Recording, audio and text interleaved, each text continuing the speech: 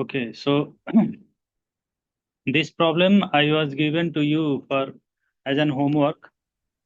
So have you tried this example? We have to apply network theorems, and the problem is based on the dependent sources, where we can see that a current dependent current source is shown here.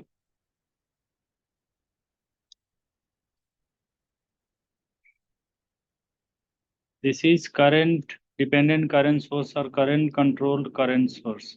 This is here. So have you tried this example? By using any method, have you tried to find out the value of current I naught?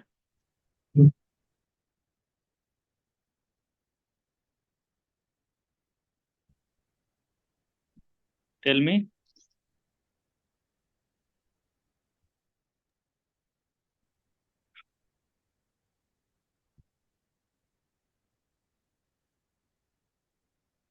Yes. So who has tried? Priyanshu. Priyans. Hello. Yes, sir. Yeah, Priyans. Yes, sir. So how we can solve this problem, and what is the value of current you are getting in this case? Actually हम पूरा answer नहीं निकाले थे, हम बस process करके छोड़ दिए हुए प्रोसेस करके छोड़ दिए? अच्छा, पूरा कैलकुलेट नहीं किए? थे। नहीं सर, पूरा कैलकुलेट नहीं किया था। So as a homework, I was given that you have to apply superposition theorem as well as Thevenin's theorem, right? Both theorems you have to apply, and you have to find the value of current I naught that is flowing through 10 ohm resistor. Okay, shown here. Okay, so I will explain this problem, and first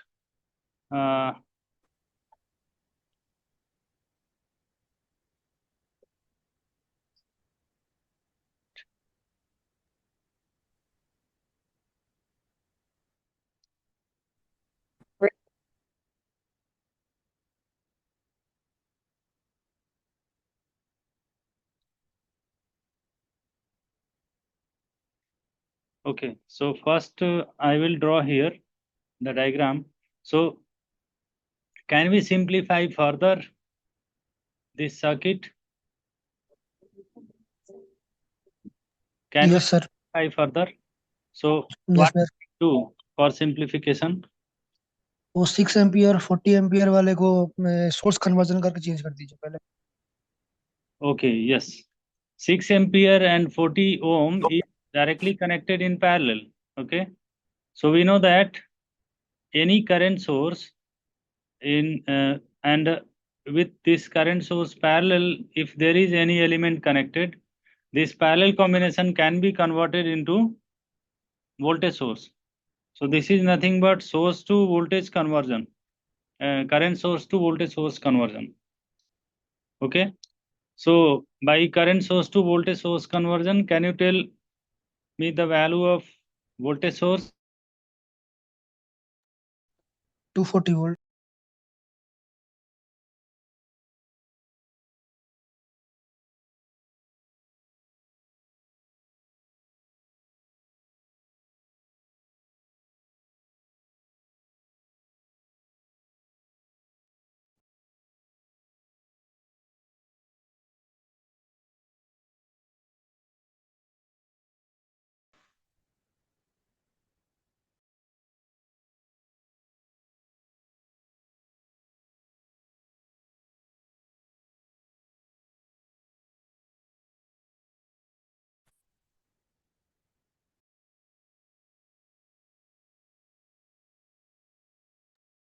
Okay, so what will be the value of voltage source? You can see that here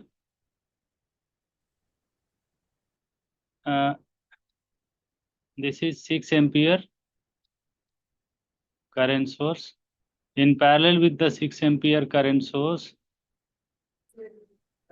there is 40 ohm resistance.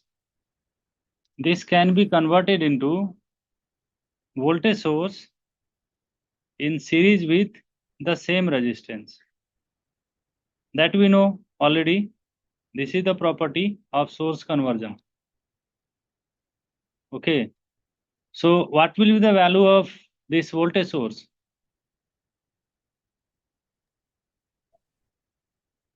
What will be the value of voltage source? 240. 240, right? So this is 40 multiplied by 6. So this is 240 volt. Same resistance will be there. So it will be 40 ohm, right? So we can convert this side with a voltage source in series resistance. Okay. So we will rewrite or redraw our circuit.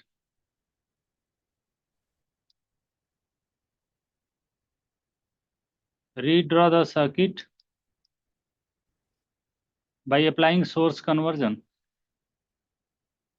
So this is series resistance and this is 240 volt. Excuse me sir. हाँ. Sir tutorial of biology sir शायद. Tutorial biology है, अभी phone आया था उन्हीं का. ठीक है, तो आप लोगों का ट्यूटोरियल है क्या इलेक्ट्रॉनिक्स? नहीं सर. इलेक्ट्रॉनिक्स का नहीं है ना?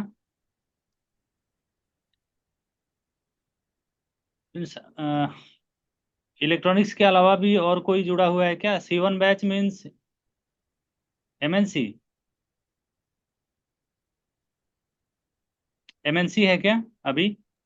Yes sir. MNC वाला. MNC. Okay okay okay okay. So just अभी बात हुआ मेरा उनसे, प्रवीण सर से, जो आप लोगों का क्लास लेते हैं ना बायोलॉजी का. सो वो किसी और टाइम पे कर लेंगे, ठीक है? अभी ये 2 से 3 मैं लेक्चर ले रहा हूँ इसमें, क्योंकि सेम लिंक है C बैच के लिए. C1 C2 C3 सबके लिए सेम है. सो यही प्रॉब्लम है. तो सर बायोलॉजी ट्यूटर अभी नहीं होगा ना? अभी नहीं होगा, इस टाइम पे नहीं होगा. ठीक है. लीव कर दें हम लोग ना? हाँ, आप लोग लीव कर सकते हो, MNC लीव कर सकते हैं. बाकी टाइम वो अपना बताएंगे, ठीक है? जब लेना होगा तो मेल करेंगे वो. Okay sir, thank you. Okay.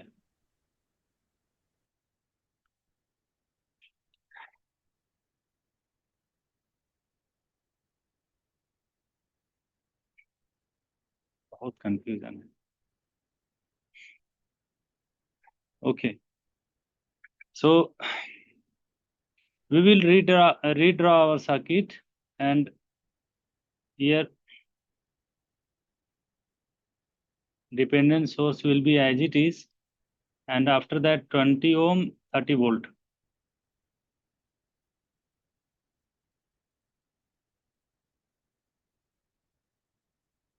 This is our circuit, minus plus 30 volt.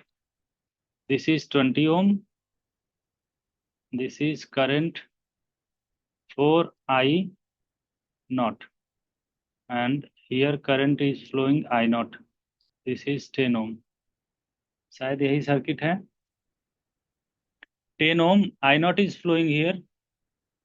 20 यहाँ पे है, 30 यहाँ पे है, 4 I naught है, 40 हो गया, 240 हो गया, right? And we have to calculate the voltage across this 10 ohm resistor also, V naught. Clear? So we have to calculate current and voltage both. So how we can solve easily without applying any network theorem?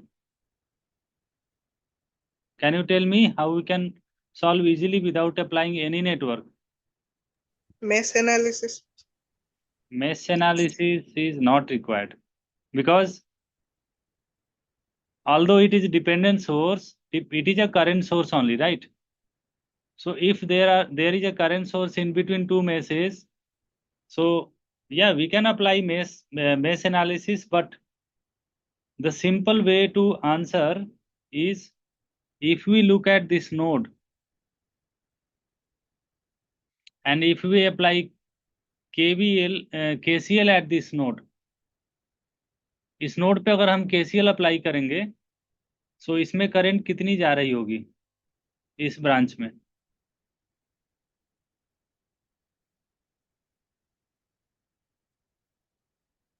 Problem जो, अगर कोई network theorem use करके नहीं अगर बोल रहा है, कोई पर्टिकुलर स्पेसिफिक थ्योरम या कोई प्रिंसिपल अप्लाई करने को नहीं बोल रहा है, तो हम किसी भी मेथड से कर सकते हैं सॉल्व, राइट।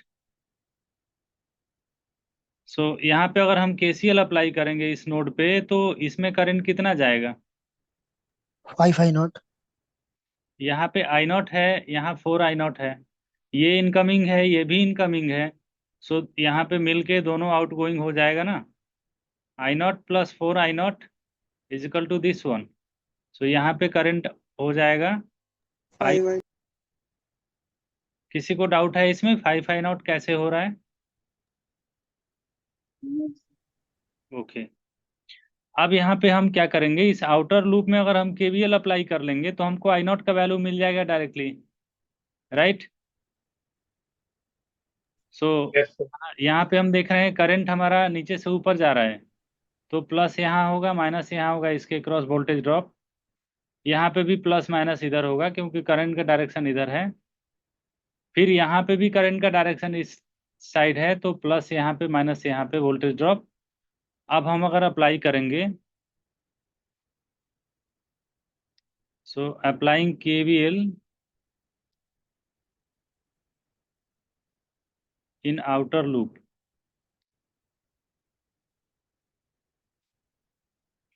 क्या लिखेंगे? हम यहाँ से स्टार्ट कर रहे हैं, यहीं पे वापस आ जाएंगे, माइनस से प्लस जा रहे हैं पहले, तो क्या लिखेंगे? प्लस 240 वोल्ट, यहाँ पे 240 है। देन प्लस से माइनस आ रहे हैं तो साइन चेंज हो जाएगा, माइनस 40 आई नॉट होगा। Then plus to minus, minus 10 I nought. Then plus to minus, minus 20 into 5 I nought. Minus to plus, plus 30 equal to 0। हो गया केवीएल? किसी को डाउट है इसमें केवीएल अप्लाई करने में?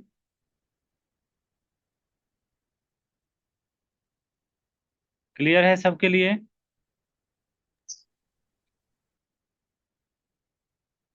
अगर किसी को डाउट है तो पूछ सकते हैं। No sir. Okay, thank you. So यहाँ पे 40 है, यहाँ 10 है, यहाँ पे 100 आ जाएगा। सो टोटल मिला के 150 आई नॉट हो जाएगा। 150 आई नॉट इजकल टू 270 होगा। So I naught is equal to 270 divided by 150, that is equal to 27/15, और 27/15 हो जाएगा 9/5। सो 9/5 एम्पियर। 9/5 एम्पियर को अगर हम फर्दर सिंप्लीफाई करते हैं तो ये आ जाएगा 1.8 एम्पियर। सो आई नॉट का वैल्यू हमको मिल गया, राइट। जो हमें कैलकुलेट करना था, आई नॉट हमें कैलकुलेट करना था, वो मिल गया हमको। कितना आया है? 1.8 ampere. What will be the value of V nought? जल्दी से बताइए, वी नॉट कितना आएगा? 18 व 18। V nought is equal to 10 I nought होगा ना। करंट डायरेक्शन भी ठीक है, प्लस माइनस यहाँ ये पोलैरिटी भी ठीक है इसका, करंट डायरेक्शन के according. So V naught is equal to 10 I naught, that is equal to 18 volt. Clear? So ये 18 वोल्ट आंसर हो गया, ये आई नॉट हो गया 1.8 एम्पियर। क्लियर? यस। सो ये हमने प्रॉब्लम सॉल्व किया विदाउट अप्लाइंग एनी थ्योरम। अब हम थ्योरम अप्लाई करेंगे और वेरीफाई करेंगे, ठीक है। So first we will take superposition theorem.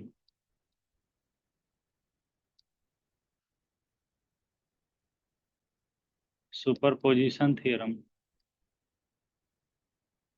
हमने सुपरपोजिशन थ्योरम और थेवेनिन थ्योरम अप्लाई करना है। सो सर्किट को रीड्रॉ कर लेंगे। अब हम क्या करेंगे कि वापस इस सर्किट को बनाएंगे। ये है रेजिस्टेंस वैल्यू, वोल्टेज, ये 240 था, ये 40 ओम था, यहाँ पे 10 ओम है, यहाँ पे वो डिपेंडेंट सोर्स कनेक्टेड है, यहाँ पे एक रजिस्टर और है, और यहाँ पे एक वोल्टेज सोर्स है, माइनस प्लस कितना वोल्ट, 30 वोल्ट है, ये 20 10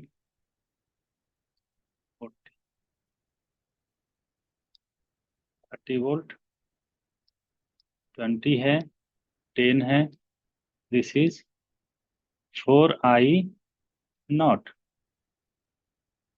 यहाँ पे I0 है। सेम प्रॉब्लम है, okay, this is A, this is B, दो टर्मिनल है, plus minus V0. So by applying superposition theorem, we know that as per superposition theorem, we have to consider each source at a time.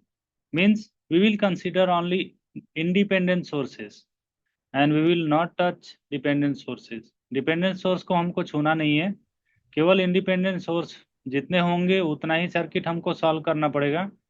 एक बार में एक ही source को consider करते हुए हम वो वैल्यू कैलकुलेट करेंगे जो वैल्यू हमको कैलकुलेट करना था, और बाद में अलजेब्रिक सम ले लेंगे। सो यहाँ पे हमारे पास दो सोर्स हैं इंडिपेंडेंट सोर्स, एक 240 वोल्ट का है और एक 30 वोल्ट का है।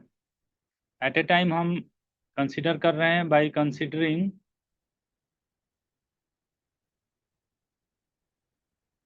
240 वोल्ट सोर्स। ध्यान से देखना है, 240 वोल्ट सोर्स अगर हम एक बार में कंसिडर कर रहे हैं तो दूसरा इंडिपेंडेंट सोर्स उसको हम रिप्लेस करेंगे उसके इंटरनल रेजिस्टेंस से। ये इंडिपेंडेंट सोर्स है और आइडियल सोर्स है, तो और वोल्टेज सोर्स है, तो वोल्टेज सोर्स क्या होता है, ओपन या शॉर्ट? शॉर्ट। शॉर्ट हो जाएगा।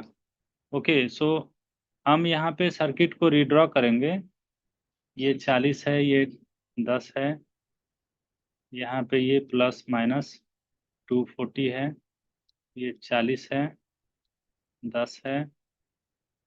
अब यहाँ पे हम करंट जो मान रहे हैं I0 डैश, फिर ये सोर्स होगा